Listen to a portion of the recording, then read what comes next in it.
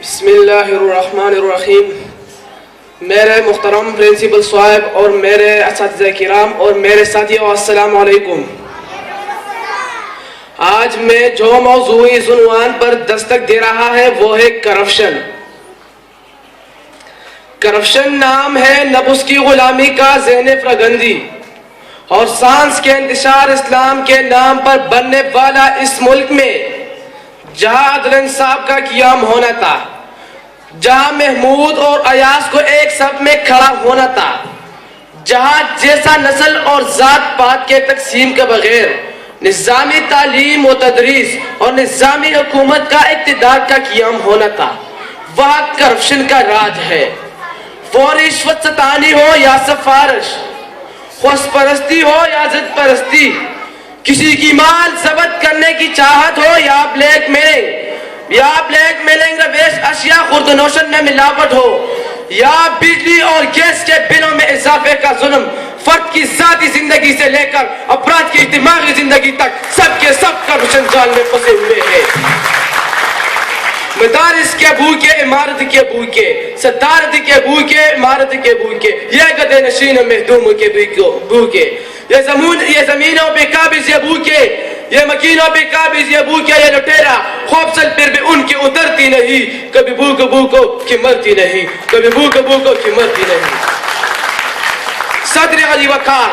دفتر کے معمولی چپراسی سے لے کر افغان اقتدار مسلم نشین کی اکثر ملازمتیں اور عدالتیں کچھ کالے پھر بھی کرپشن کی ذمہ دار ہے. اساتذہ سے لے کر ڈاکٹروں تک، کازوں سے لے کر انجینئروں تک، مسجد ممبر اور سجانے والی دین کی ٹھیکیداروں سے لے کر جاری عاملوں تک سب کے سب کرپشن جال کو بھوننے میں حصہ دار ہے. گھیرے پروں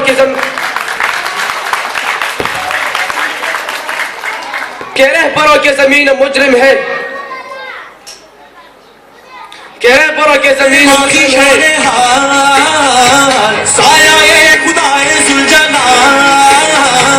ترجمان مادی شان حال. کہہ پرو کے زمین مجرم ہے، ہر مسافر یہاں لوٹیرا ہے، معبود کے چراغ گل کھڑتا، قلب تو انسان میں بہت اندھیرا.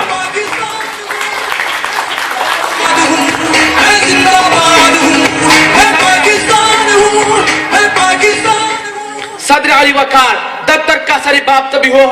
ہوگا جب تو خلافت میں عدل قائم ہوگا. انسان دریا پر کسی کتے کی موت پڑی تھی تو حکمرانوں کے دل خوف خدا سے درس جائے جب وہ شخص اقتدار میں آئے جو عمر بن عبدالعزیز کی طرح